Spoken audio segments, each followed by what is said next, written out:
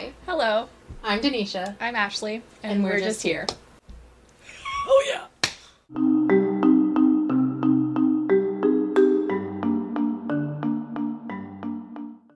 Welcome back. Hi, hello.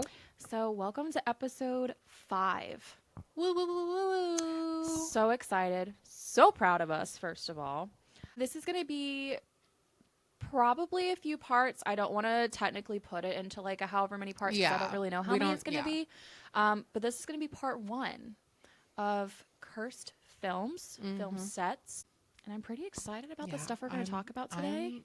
So I've never actually watched your movie that you're going to be talking about. And so I have no idea. Yeah. You're going to be doing, and then I'm probably going to, after we're done, I'm probably going to watch it. Yeah.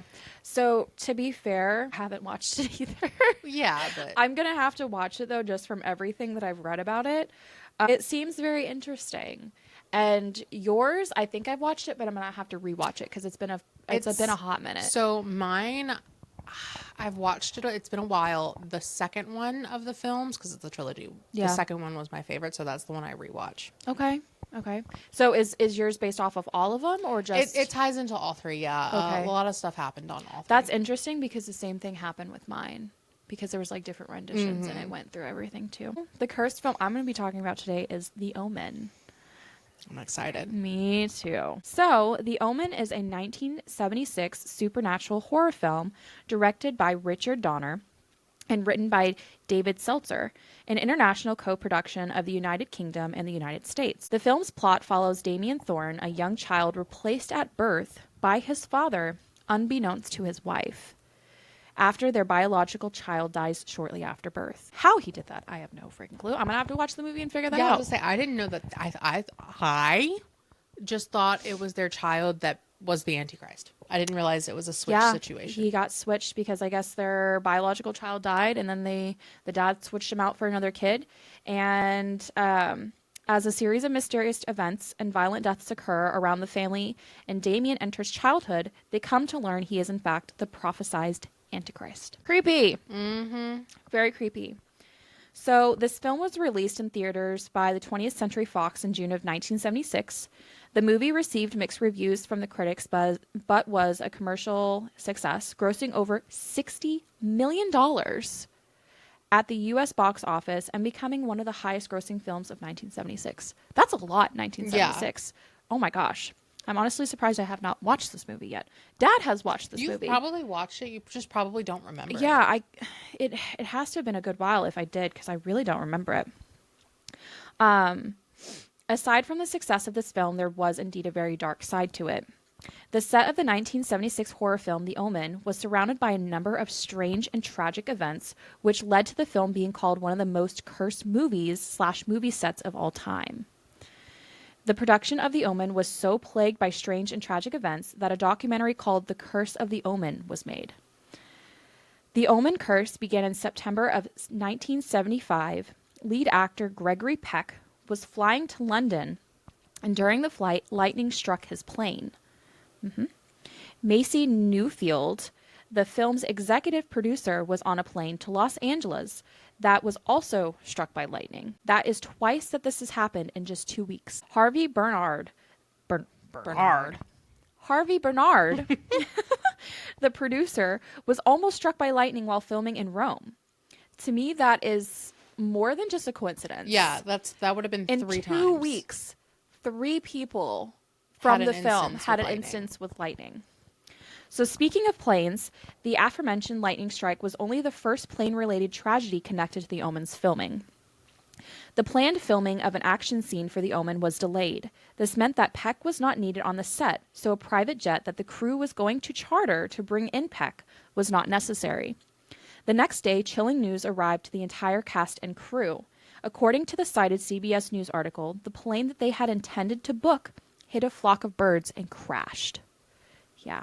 Killing everyone on board. Well, that wasn't tragic enough, and this is the part that gets me. When I was reading this part, I literally went, and I had to tell Steven about it immediately because it just blew my mind. The plane, while that wasn't tragic enough, the plane struck a car driving along the road as it came crashing down, killing everyone in the car. The passengers in said car were no other than the wife and 2 children of the plane's pilot. Yeah. So the plane that hit the flock of birds and came crashing down happened to crash into the car that had his wife and children, and everybody died. That is giving Final Destination. Yeah. I read that and I was like, it wasn't enough that the plane went down had to and wipe crashed, out the whole family. but it hit the vehicle of his wife and kids. Like that's not a coincidence. No, and that's why like it gives me. So I don't know if you've seen Final Destination, but death has a plan. It basically has a blueprint for when and how you're supposed to die. Mm-hmm. And if there's no evading it. And if you skip, like if you cause it to not be able to get you in its initial plan, it does what it needs to do. It goes down the line, but it comes back to you. Oh, it came back for him and his family too. I was just like, yeah, but that's crazy though, because like the pilot had nothing to do with the Omen. It's just the fact that was the plane. He was going to be the one that one of the actors or the crew was going to take. Yeah. That pilot had nothing to do with it. Yeah, that was insane to me. Well, and even further so, the wife had nothing to do with that at all. And the kids. Yeah. So also during the time of filming, London was under explosions set by the IRA, which wasn't at the time very uncommon. However, 2 incidents struck people associated with the film. Mace Newfield, already at the edge of his plane getting struck by lightning, was planning to eat at a restaurant nearby, but to his discovery, the restaurant had no seats available. Why, you may ask? Because it had just been gutted from a bombing. Yeah. The day after filming, the hotel that the director Richard Donner stayed at was bombed the day following his checkout. Wow. Yeah. So, aside from that, there was some animal attacks that also happened because I guess there's a baboon scene in the movie. I'm not 100% sure. So a Rottweiler used for filming attacked stuntman Terry Walsh, biting through his protective gear. Apparently that dog had not had any issues before and lashed out, which probably couldn't be so uncommon, but still it would just kind of added on to everything happening. A scene in the movie where Kathy Lee Remick and Damien Harvey Stevens drive through a safari park and attacked by baboons.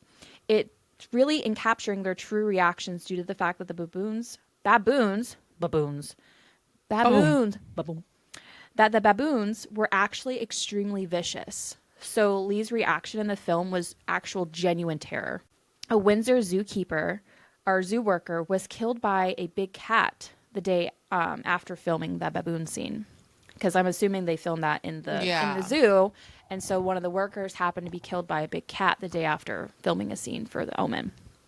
So other incidents was, let's see, I want to make sure I'm going in order here. Peck's son, trigger warning, there's going to be some stuff said. Peck's son shot himself 2 months before filming began. One of the most tragic events was the real-life decapitation of Liz Moore. He was assistant to John Richardson, who was the special effects designer for the film. They were both driving together through the Netherlands when they were involved in a horrific car accident cited on the Lethbridge News. Richardson managed to walk away with minor injuries. The same could not be said for Moore. Moore was decapitated by a tire that smashed into the car. This mirrored a similar scene in the film, adding a ghastly parallel to the curse. In one scene, a photographer who's helping Robert Thorne, so Gregory Peck, reach Damien, the kid's origins.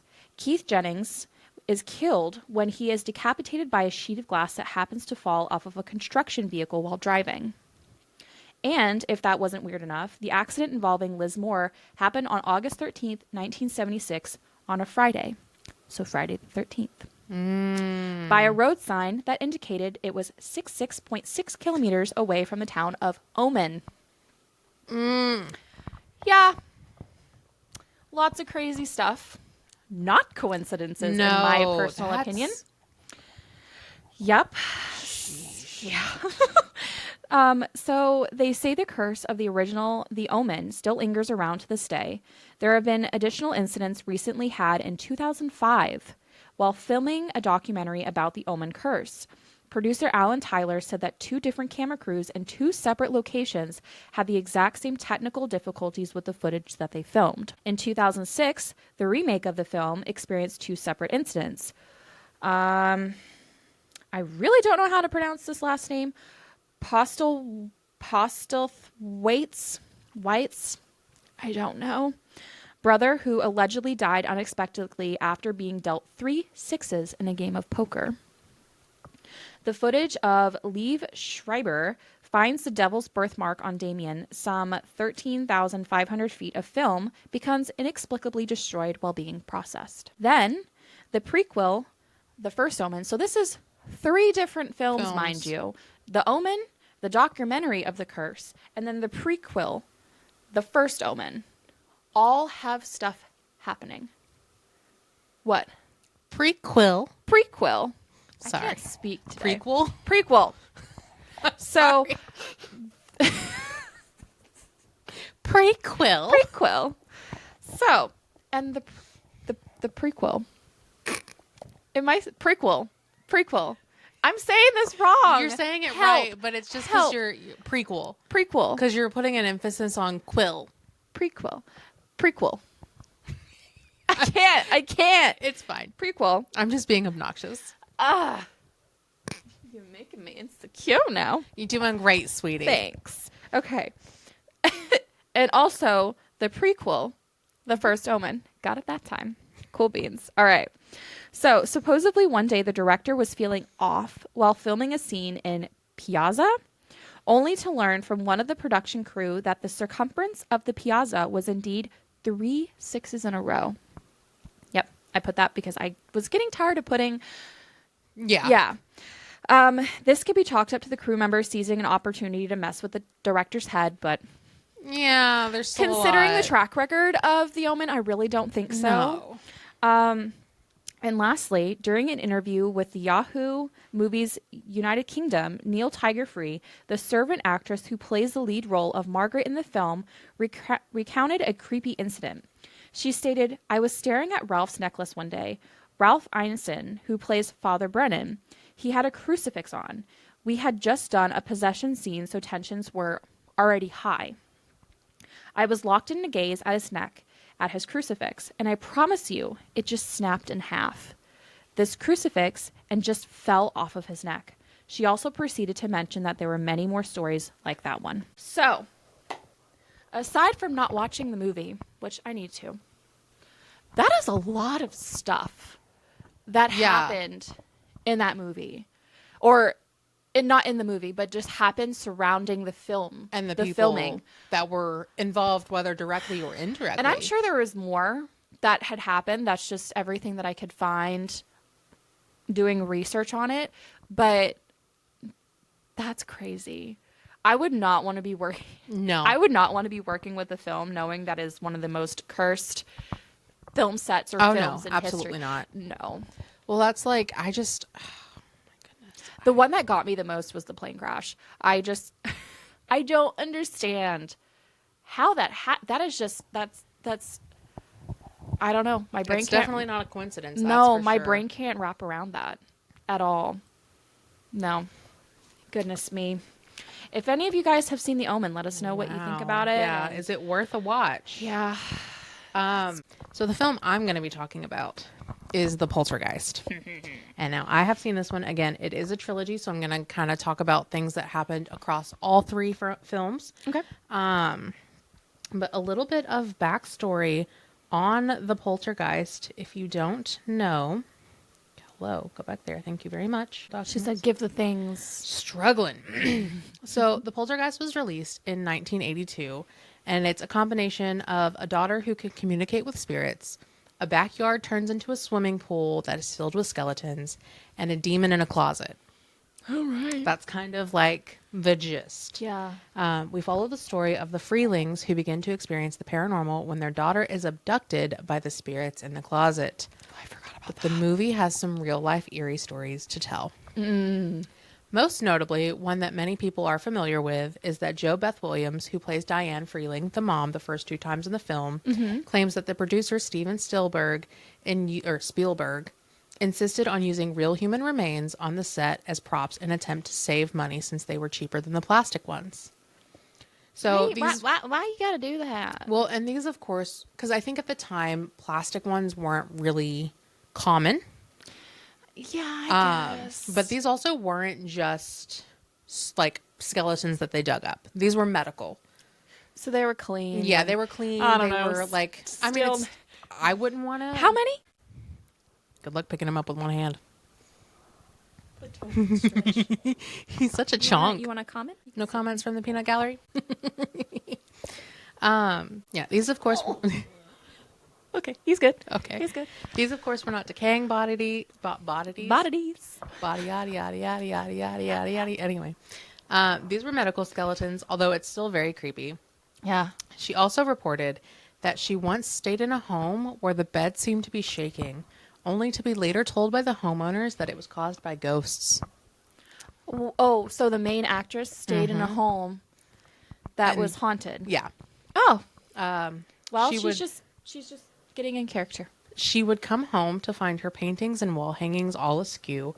She would fix them, head off to set, and then when she would return home, they would all be askew again. This especially felt like one of the trickster poltergeists in the film, and Williams was worried that something or someone was trying to tell her not to work on the film. Listen to your gut, is all I gotta say. So she did the first 2 films. She did not come back for the third. Yeah, I can imagine. Special effects were also going haywire, such as monsters not working, film reels mysteriously being ruined, and a controlled explosion becoming a raging fire. Oh, God. So a little bit about some of these. One of the monsters was a vomit monster, and it kept malfunctioning. So the actor actually had to pretend to throw out vomit for 10 hours until the producers felt like they got the shot. And then the film, when they went back to go do it, was messed up. When they went back to check the footage, was ruined. They had to... That's just rude. Them ghosts be like, we just like you suffering. And then the controlled explosion that turned into a raging fire, it was so bad that the on-set firemen fled. And an actor was left in the building. So another person had to go and run and get them back, which nobody died. Everybody was alive. Everybody was saved, but still. Mr. Firefighter, what you doing? I mean, I guess it was that bad, but still. Zelda Rubinson, who played the series' iconic spirit medium Tangia, which I can't pronounce. I can never pronounce her name. So it's okay. There was names that I couldn't pronounce, and I'm sure I butchered them. So. But she reported that she was no stranger to the supernatural, even when she was out of character. One story she told involved her dog visiting her in a dream while she was staying away from home. According to Rubinson, the dog simply wished to say goodbye. When she awoke, she received a phone call from home informing her that her dog had passed away. This sort of strange premonition became something of a reoccurring theme across the film's trilogy, and Zelda was not the only cast member to experience something otherworldly. Not the puppy. Well, there was also an instance later on, and I don't think I had wrote about it, but in the third film, Rubinson has another premonition of her dog, but this time when she wakes up, she gets the phone call that her mother has passed away. Oh, man. And that was, I believe, during the third film. It's also reported that Dominique Dunne, who played the eldest daughter, Diana Freeling, once witnessed a bookshelf tip and toss around a book in a room. But compared to the tragedy that happened to her later, this was nothing. So Dunne played the eldest sister, and she is the first death reported from this film. Oh, gosh. Like in real life. Okay. In 1982, so when they were filming, when it was released, the actor separates from her partner, John Sweeney. That November, he showed up at her house pleading for her to take him back. When she refused, he grabbed her by the neck, choked her until she was unconscious, and left her to die in her Hollywood home's driveway. Now, from another thing I read, apparently she, at this moment, during this time, she was rehearsing lines with somebody else. And so John was apparently very prone to getting really mad. And so the person that she was rehearsing lines with didn't like confrontation, turned up the movie soundtrack while they were outside so that he didn't have to hear it. And so then he heard her scream, called the police, and they actually got onto him for not intervening because he was in the home. Yeah, you're a witness. Well, I don't think he saw it. He just heard the scream. That's still being a witness of some sort. So yeah, somebody was in the home when that happened. And she died from that. She died in the driveway of her home. You know, I couldn't. No. I'd have so much guilt the rest of my life. Mm-hmm. So Sweeney was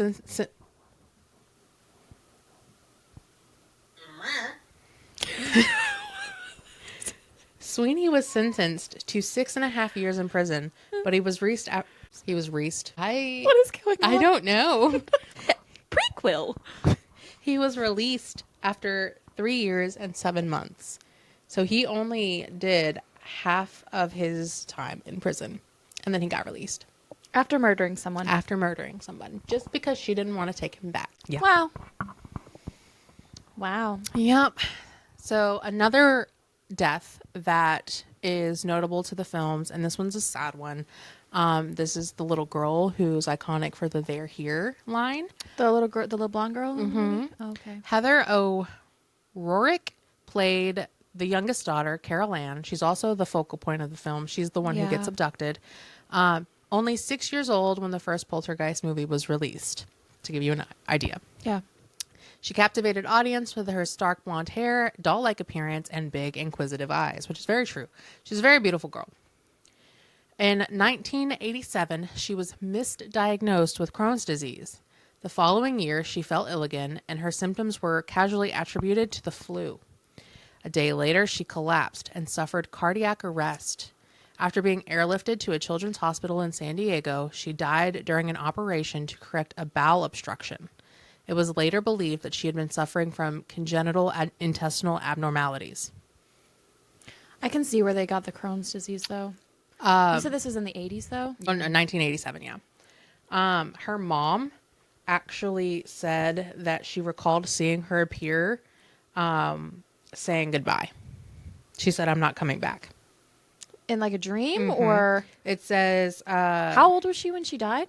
So she was 6 when the first film released, which was 1982. 1987 she died. So she was about 10, 11? 10, 11, yeah. Oh, that's so sad. Yeah, it says, in another strange moment of premonition, Heather's mother recalled seeing her daughter appear before her while her daughter was still in the other room with the doctors. She reported saying to her mother, "I'm not coming back."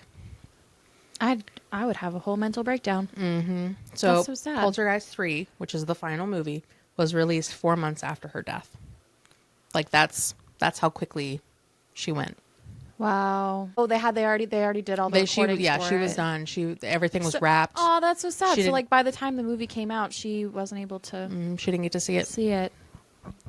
The other two cast members' deaths, while unfortunate, weren't... I just got chills. I'm like really cold. Well, it is at like 67. I know, but still. This stuff gives me the chills. The other two cast member deaths, while unfortunate, weren't as unpredictable or mysterious. The evil preacher Cain from Poltergeist 2: The Other Side, which released in 1986, was played by Julian Beck. He's the reason that I always gravitate towards the second film, because he is creepy. Let me get you a picture, and I will put a picture up later on. Because, like, he's just always... I remember specifically, it was on in the middle of the night one night, and I was watching it, and he captivated me. He's like the epitome of a creepy character. I was glued to the TV because of him, and he sings in the movie.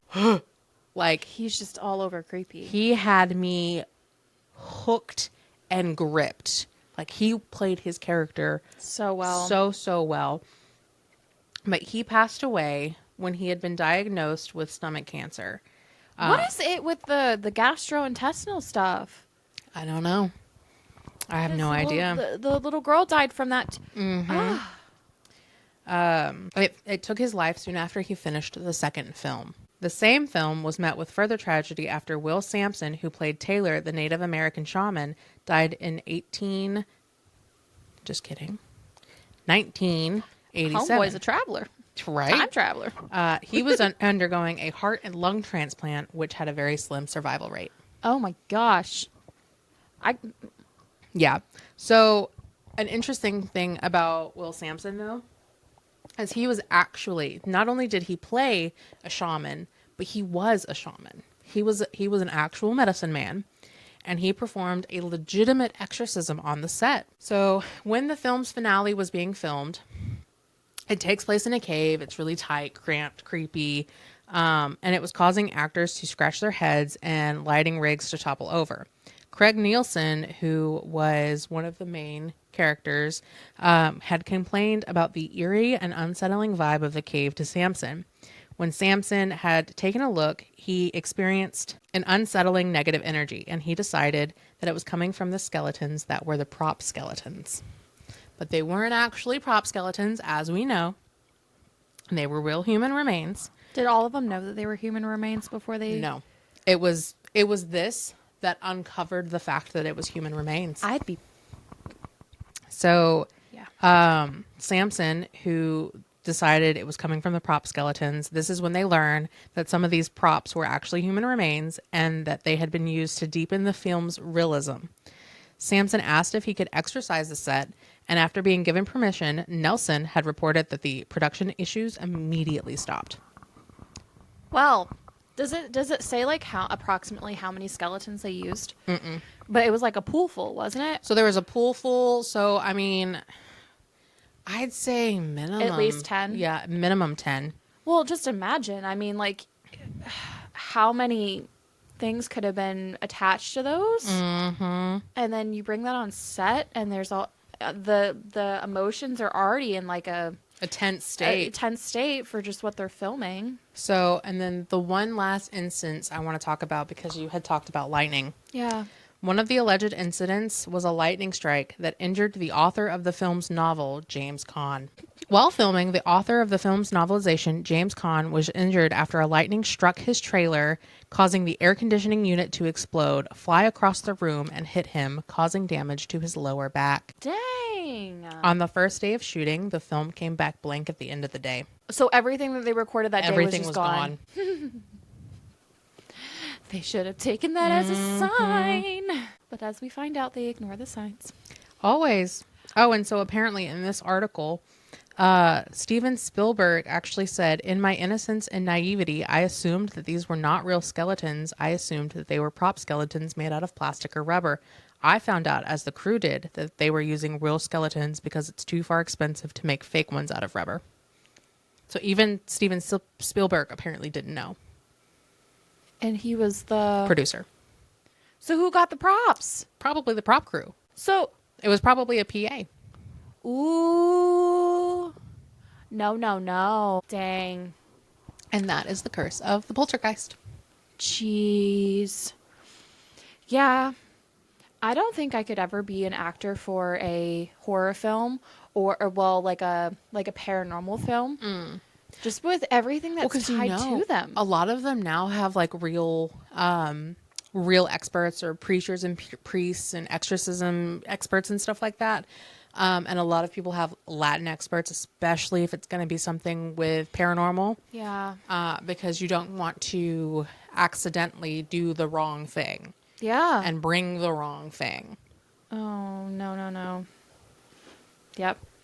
I would love, and this kind of just like came into my head, but I would love to do a deep dive on paranormal movies specifically and the like exorcisms they use and stuff like that. Yeah, we can do that. And like trying to like debunk some of the way that the poltergeist or demons possess. Yeah.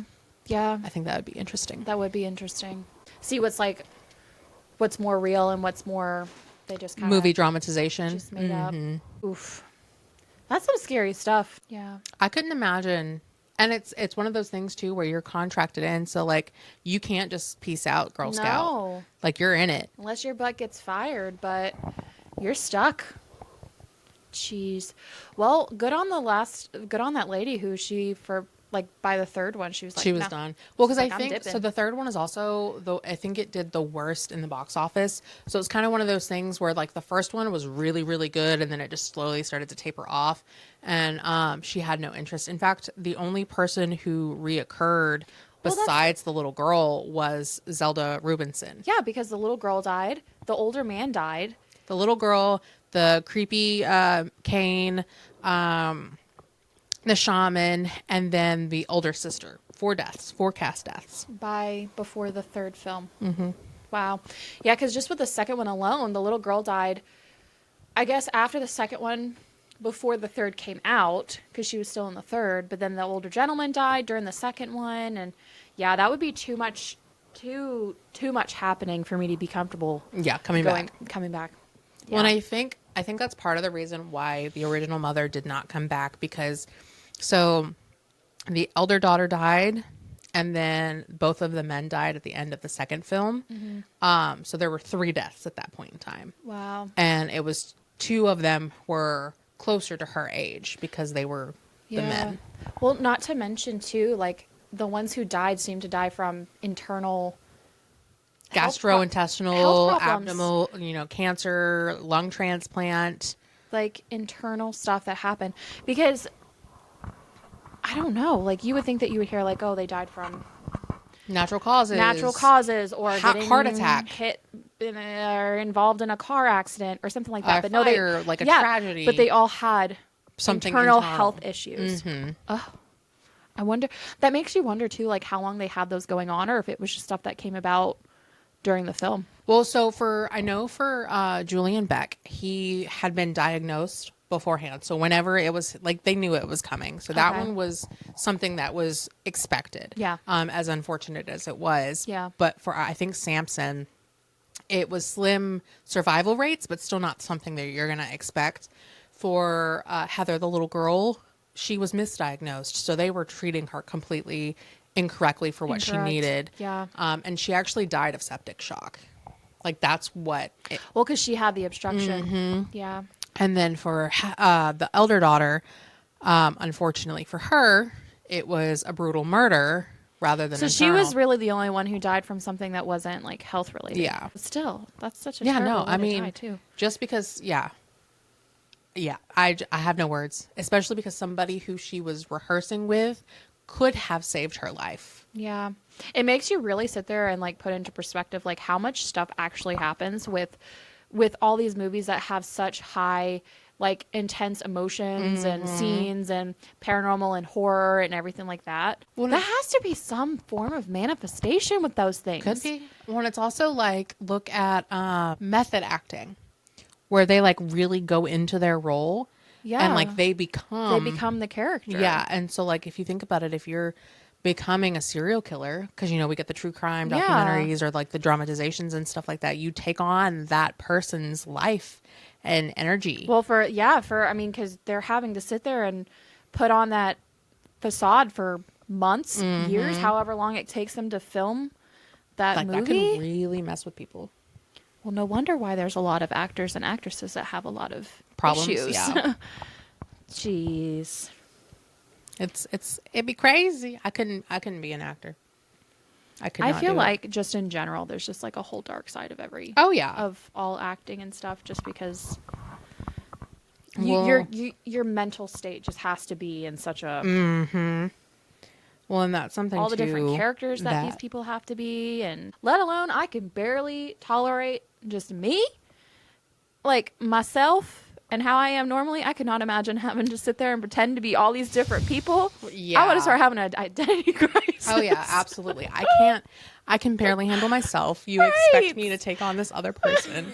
Although, in hindsight, as long as it's not something like deep and dark, I feel like I would be able to take on another persona, because then I get to pretend to not be me. Like, sometimes me is scary. Okay, so that's fair. I could see that. Okay, yeah. Yeah, in that aspect, yeah. I don't think I could be like Elle Woods, Legally Blonde, but like I think you could. Just imagine. First of all, I don't like pink that much. I know my hair might be pink, but I don't like pink that No, much. but you could do like purple or black or something. That'd be your color. Be like goth Elwoods. Yeah. Okay, that I accept. Yeah. I'm also not going to law school though because that's too much. I would pay to see that rendition of the movie. Maybe we can do like a YouTube short. Instead of your dog, it could be Chewy. Which is a great cat too. So it's That'd be very fitting. We could do a photo shoot like that one day. Oh my gosh. Oh That'd my be goodness. Great. I'm just imagining it in my brain right now. What would the bend and snap be? Do you want 1 scoop or 2? Ben or Jerry? Or the bend and snap. Because it's bend and snap. So like... Because it's what she does to flirt. Yeah. I don't know why in my brain it just came to like a little pterodactyl, like... Oh, it could be like a bend and shuffle like a deck, like tarot cards. Yeah, there you go. There you go. And I could be, what's her name from the nail salon, because she's a cosmetologist. Makes me want a hot dog real bad. What is? Oh my Jennifer gosh. Coolidge is her actual name. Yeah. I'm taking the dog, dumbass. Either that or your Elwoods' best friends, because remember she's got the 2 best friends. Oh yeah. I like Jennifer Coolidge. Oh yeah, of course. It's the accent. I'd much rather be her. Okay.